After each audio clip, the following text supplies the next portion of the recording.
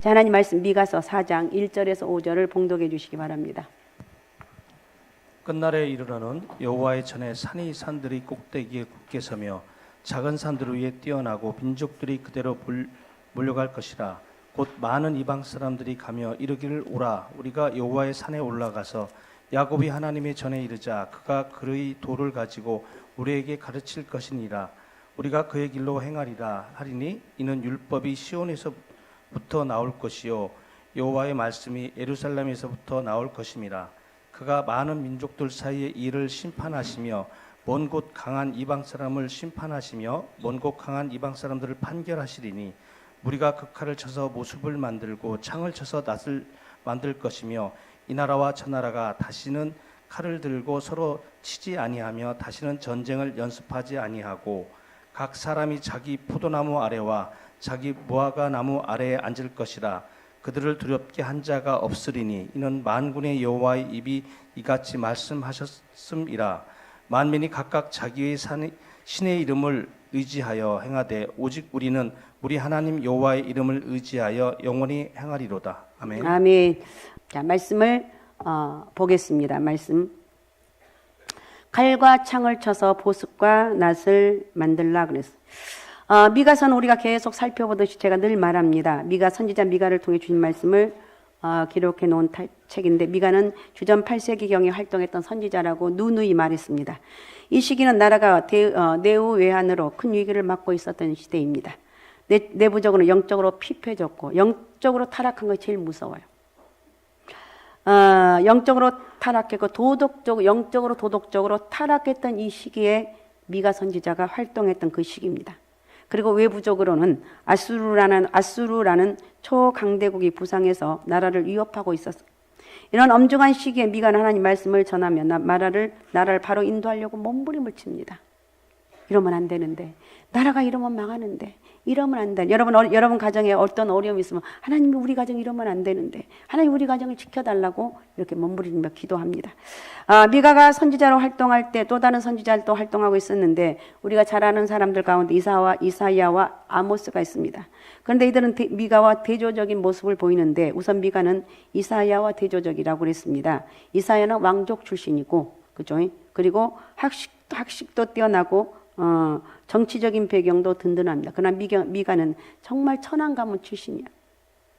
아버지가 누구인지 어느 집안 출신인지 소개가 되어 있지 않았어. 그리고 모라셋이란 작은 시골 마을 출신입니다.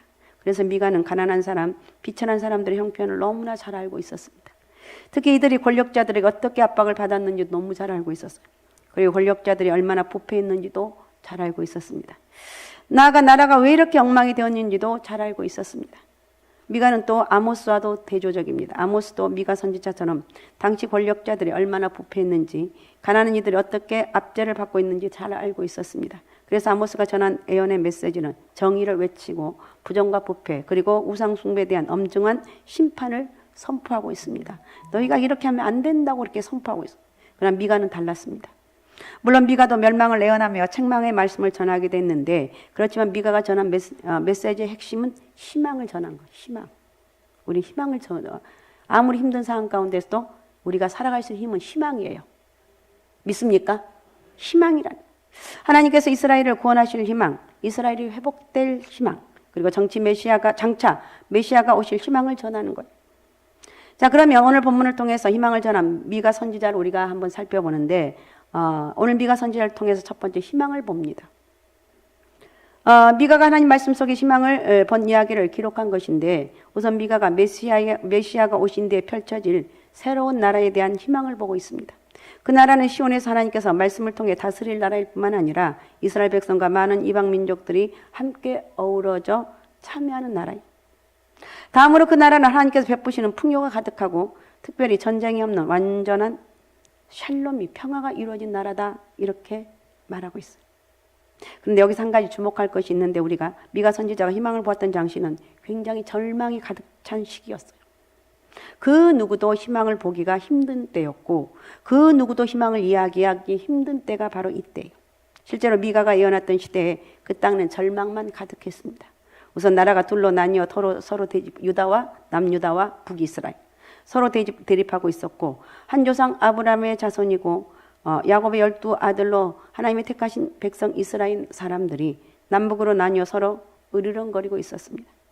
이스라엘 백성들 모두가 하나가 되어야 되는데 하나를 이루지 못한 이 안타까운 상황 속에서 미가 선지자를 비롯하여 많은 뜻있는 이스라엘 백성들이 절망을 느끼고 있습니다. 아무리 하나님 말씀을 알아도 사방팔방이 딱 이렇게 뭔지 모르게 이렇게 있으면 우리는 절망을 느낄 수밖에 없어요. 이 절망을 느끼고 있는 이스라엘 백성들이.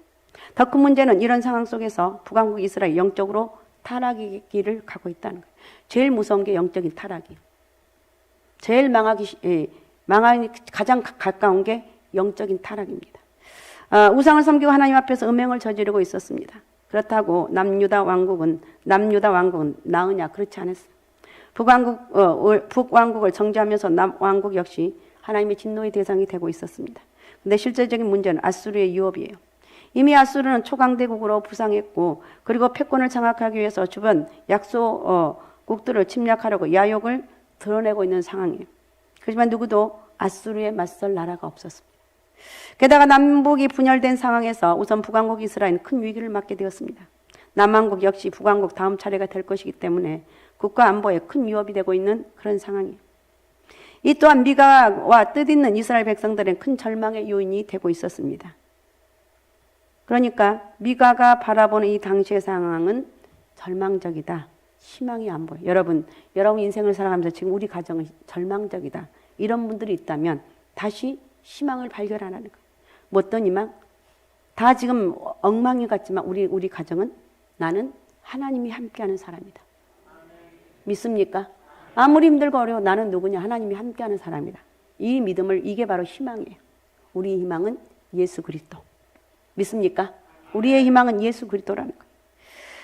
자, 그런데 미가는 이런 절망적 상황에서도 희망을 보고 있었다는 것이죠. 절망의 상황을 보면서도 절망에 빠져들지를 않는 게 이게 예수 믿는 사람의 능력이에요.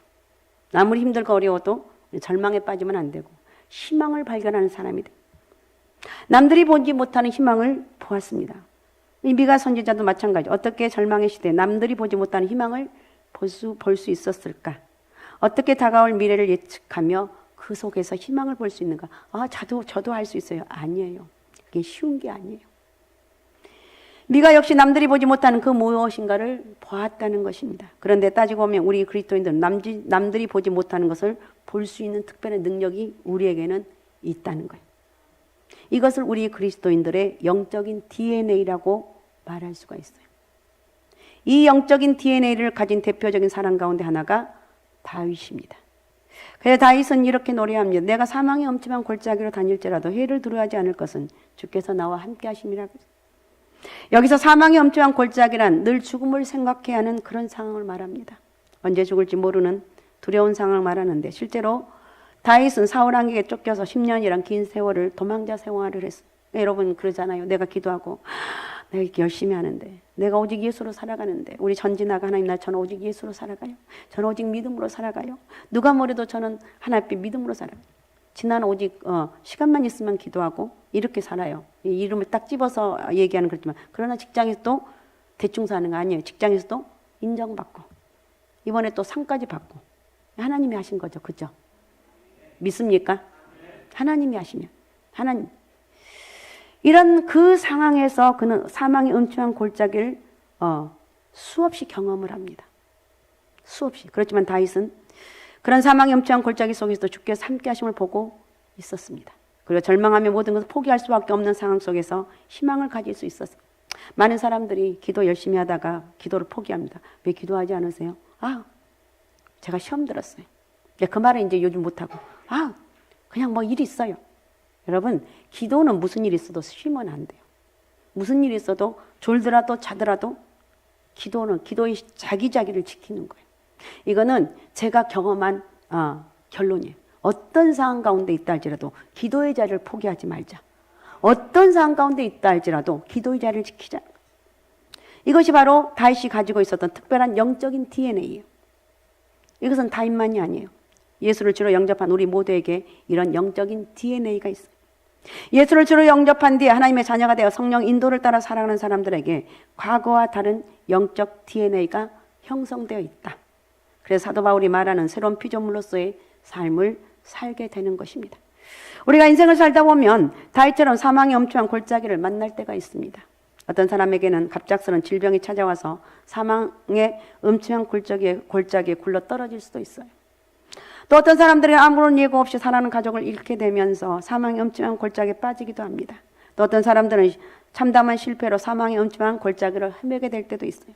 정말 죽을 것만 같은 고통과 두려움이 밀려옵니다. 이럴 때 대부분의 사람들은 이렇게 원망합니다. 왜 하필이면 내게 이런 일이 일어나는가?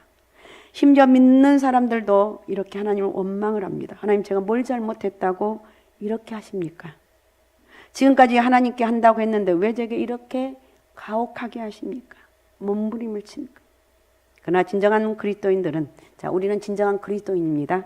진정한 그리스도인들은 이런 사망의 엄청난 골짜기에 빠져서도 주님께서 나와 함께 하심을 본다는 것. 다른 거 다 잃어버리고 다 떠나도 나는 누구냐? 하나님이 함께하는 사람이다. 할렐루야. 자, 나는 누구냐? 그럼 여러분, 나는 하나님이 정말 간절하게, 나는 하나님이 함께한 사람입니다. 이렇게 여러분 한번 고백해 보시기 바랍니다. 나는 누구냐? 나는 하나님이 함께하는 사람입니다. 나는 하나님이 함께하는 사람. 그리고 함께하심을 바라보면서 주님 안에서 다시 희망을 찾게 된다는 것. 그래서 다윗처럼 이렇게 외칩니다. 주의 지팡이와 막대기가 나를 안위하시나이다. 주께서 내 원수의 목전에서 내게 상을 치러주시고 기름을 내 머리에 부으셨으니 내 잔이 넘치나이다. 이것이 그리스도인들의 영적인 DNA, 희망의 DNA예요. 사망의 엄청난 골짜기 속에서 희망을 발견합니다. 절망할 수밖에 없는 상황에서도 결코 결코 절망에 빠지지 않는다는 것. 여러분에게 이런 DNA, 희망의 DNA가 더욱 충만하시길 바랍니다.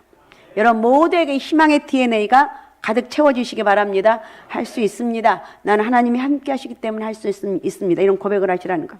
그리고 이 희망을 발견하니까 그 희망이 가슴속에 차고 넘치니까 이걸 전하지 않을 수가 없어요. 두 번째, 희망을 전합니다. 오늘 본문을 본 미가 선지자는 자기가 본 희망을 이스라엘 백성들에게 전하고 있어요. 특히 이스라엘 백성 모두가 절망하고 있을 때 입을 열어서 이스라엘 백성이 하나님께 보여준 그 희망, 자기가 본 희망을 전하고 있습니다. 두 종류의 사람이 있습니다. 희망을 전하는 사람과 희망을 전하지 못하는 사람입니다. 상황은 똑같아요. 그러나 같은 상황 속에서 한 사람은 희망을 전하지만 다른 한 사람은 희망을 전하지 못해요. 이 한 가지 차이가 너무도 다른 결과를 만들어낸다는 것. 우리 그리스도인들은 희망을 전하는 사람들이어야 돼요. 절망하고 있는 사람들에게 희망을 전할 수 있어야 돼요. 절망하는 시대에 희망을 외칠 수가 있어야 되는 거예요. 우리가 본 희망을 이야기할 수 있어야 된다. 오늘 본문에 보면 미가 선지자 하나님께서 역사하신다는 그 희망을 갖고 있습니다. 2절 한번 읽어주시기 바랍니다. 2절. 곧 많은 이방 사람들이 가며 이르기를 오라 우리가 여호와의 산에 올라가서 야곱의 하나님이 전에 이르자 그가 그의 도를 가지고 우리에게 가르칠 것이니라 우리가 그의 길로 행하리라 하니니 이는 율법이 시온에서부터 나올 것이요 여호와의 말씀이 예루살렘에서부터 나올 것임이라. 아멘. 그가 그의 도를 가지고 우리에게 가르치실 것이라 그랬어요. 하나님이 다시 우리에게 가르치실 것이다. 그러니까 다른 건 다 잊어먹어도 하나님이 나와 함께 한다는 이 희망을 내가 딱 끌어안고 있으면 어떤 어려움도 절망도 이겨나갈 수가 있다. 믿습니까? 우리는 예수 그리스도의 은혜가 있습니다. 십자가의 능력이 내 가슴 속에 있다는 거예요. 그러니까 우리 희망을 잃어버리면 절대 안 된다. 자, 3절도 읽어주시기 바랍니다. 그가 많은 민족들 사이 이를 심판하시며 먼 곳 강한 이방 사람들을 심판하시며 먼 곳 강한 이방 사람들을 판결하시리니 우리가 그 칼을 쳐서 모습을 만들고 창을 쳐서 낫을 만들 것이며 이 나라가 저 나라가 다시는 칼을 들고 서로 치지 아니하며 다시는 전쟁을 연습하지 아니하고. 예, 한마디로 하나님께서 이 절망적인 상황을 보고만 계시지 않고 역사하신다는 거예요. 믿습니까? 그러니까 여러분 지금 힘들고 어려운 상황이 있다 할지라도 낙심하지 말아야 돼. 아유, 우리 집 보면 희망이 없어요. 네, 맞습니다. 희망이 없어요. 내가 생각하는 한에서는 희망이 없어요. 그러나 나는 내 방법으로 생각하는 것이 하나님의 방법으로. 나는 하나님 믿는 사람이니까 다시 한번 우리의 가정에, 다시 한번 내 사업장에, 다시 한번 내 삶 가운데 하나님이 함께 하신다는 이 희망을 발견해야 된다는 것. 우리 그리스도인들은 답답한 현실만 보고 절망하고 있는 사람들에게 하나님의 역사를 이야기해 줘야 돼요. 하나님께서 일하신다고. 하나님께서 일하신다고 우리 힘을 내자고. 여보! 오늘 저녁 예배 들으시고 가면서 부부간에 안 오신 분들은 여보! 갑자기 이 양반이 왜 그러지? 힘들어 죽겠는데 왜 그러냐고. 우리 하나님이 우리 함께 하니까 여러분 여보 우리 힘내자. 미친 거 아니야? 그런다 할지라도 난 오늘 발견했어. 여러분이 그러면 거기에 또 미친 거 아니야? 그럼 또콕 쪼그려도 만들고 여보 나는 미친 게 아니야. 맞아 나는 예수님께 미쳤어. 하나님이 회복시켜 줄 거야. 당당하게 얘기하면 상대편도 그런가? 이런 거예요. 우리는 희망을 발견하는 사람. 희망을 내가 보고 또 다른 사람에도 전해줘야 돼. 모세가 출애굽 당시 홍해 앞에 절망하던 이스라엘 백성들에게 이렇게 말합니다. 여호와께서 너희를 위해 싸우시리니 너희는 가만히 있을지니라. 앞에는 홍해가 가로막고 있고 뒤에는 애굽의 군사들이 추격해 옵니다. 그야말로 진퇴양난의 절박한 위기 상황 속에서 이스라엘 백성이 절망하고 있을 때 모세가 이야기한 것은 하나님을 이야기합니다. 하나님이 하실 거야. 하나님이 은혜를 주실 거야. 하나님이 회복시켜 주실 거야. 이럴 때는 아멘 하면 얼마나 좋겠어. 하나님이 하신다. 하나님께서 가만히 계시지 않고 하나님께 그들을 위해서 일하실 것이라는 말씀입니다. 우리가 전하는 희망은 우리가 만들어갈 희망이 아니에요. 세상의 어떤 변화로 만들어질 희망도 아니에요. 바로 하나님께서 역사하심으로 펼쳐질 희망이다. 하나님께서 나와 함께 하실 것이고 하나님께서 너를 위해 일하실 것이고 하나님 우리 가정을 통해서 일하실 것이고 하나님 우리 사업장에서 일하실 것이고 우리 직장에서 일할 것이고 다 붙이는 거야. 우리 하나님이 하실 거라고. 이 말씀 안에 희망이 있는 거예요. 자, 오늘 본 말씀은 미가 선지자는 샬롬의 희망을 전하고 있음을 볼 수가 있는데 3절 한번 또 읽어주시면 다시 한번 읽어요. 3절. 그가 많은 민족들 사이의 일을 심판하시며 먼 곳 강한 이방 사람들을 심판하시며 먼 곳 강한 이방 사람들을 판결하시리니 무리가 그 칼을 쳐서 모습을 만들고 창을 쳐서 낫을 만들 것이며 이 나라와 저 나라가 다시는 칼을 들고 서로 치지 아니하며 다시는 전쟁을 연습하지 아니하고. 무리가 그 칼을 쳐서 보습을 만들고 창을 쳐서 낫을 만들고. 그러니까 칼과 이 보습 이 낫은 농사짓는 농기구죠. 그걸 만들 건 전쟁이 없어진다. 이 나라와 저 나라가 다시는 칼을 갈고 서로 치지 아니하고 다시는 전쟁을 연습하지 아니할 것이라 그랬어. 희망을 이야기하고 있어. 여보, 내가 오늘 말씀을 들으면서 희망을 발견했어. 와, 우리 가정은 하나님이 이제 복을 주신다고 말씀하고 있어. 이 양반이 미쳤나? 그래, 나는 예수에 미쳤어. 여기까지 가야 되는데 그래, 내가 정말 미쳤나 봐. 쪽쪽으리만 하는데 나는 예수에 미쳤어. 하나님 우리 가정을 축복하실 거야. 하나님이 하실 것이니까 우리는 이겨나갈 수가 있다. 전쟁이 그칠 것이라는 희망을 이야기하고 있어. 그리고 4절도 읽어주시면 4절. 각 사람이 자기 포도나무 아래와 자기 무화과 나무 아래에 앉을 것이라. 그들을 두렵게 한 자가 없으리니 이는 만군의 여호와의 입이 이같이 말씀하셨습니다. 예, 이 말씀은 농부들이 마음 놓고 농사에 전념할 수 있게 될 거라는 희망을 이야기하고 있고, 이 당시 이스라엘 백성은 두 가지 때문에 늘 불안하고 두려웠습니다. 하나는 전쟁에 대한 공포입니다. 계속되는 남북 간의 주변 분쟁의 주변 국가들의 침공 때문에 마음 편할 날이 없었어. 다른 하나는 생업에 대한 불안임. 권력자들의 핍박과 강도의 약탈 때문에 마음이 편할 날이 없었습니다. 한마디로 저들에게 샬롬, 평강이 없었어. 미가는 샬롬의 희망을 전합니다. 하나님이 너희와 함께한다. 오늘 여러분에게 제가 전할 말씀은 하나님이 여러분과 함께 하십니다. 할렐루야. 하나님이 함께하기 때문에 여러분 두려움이 몰려온 순간 사탄아 물러가라. 예수의 이름 명하노니 물러가 있지어다. 이렇게 선포하는 거예요. 내가 선포하면 말에 권세가 있기 때문에 마귀가 흔적도 없이 사라질 줄로 믿습니다. 이게 하나님의 능력이에요. 하나님께 역사하셔서 그 땅에 전쟁이 그칠 것이라는 희망을 전하고 있어요. 그리고 하나님 보호하심으로 편히 살게 될 것이라는 희망.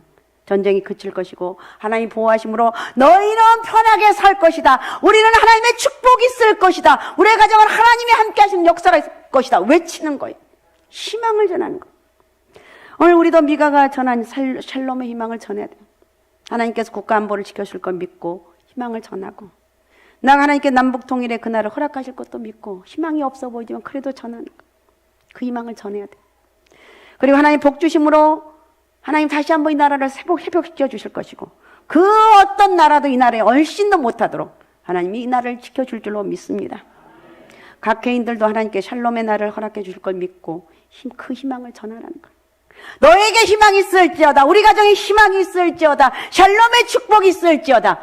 이것도 여러분 나 오늘 가서 해야지. 근데 그게 생각대로 안 된다니까요. 아무리 연습하고 또 연습해도 성령 역사가 없으면 이게 할 수가 없어요. 그러니까 여러분이 성령 충만 받고 여러분 말씀에 권세가 있고 선포하는 거예요.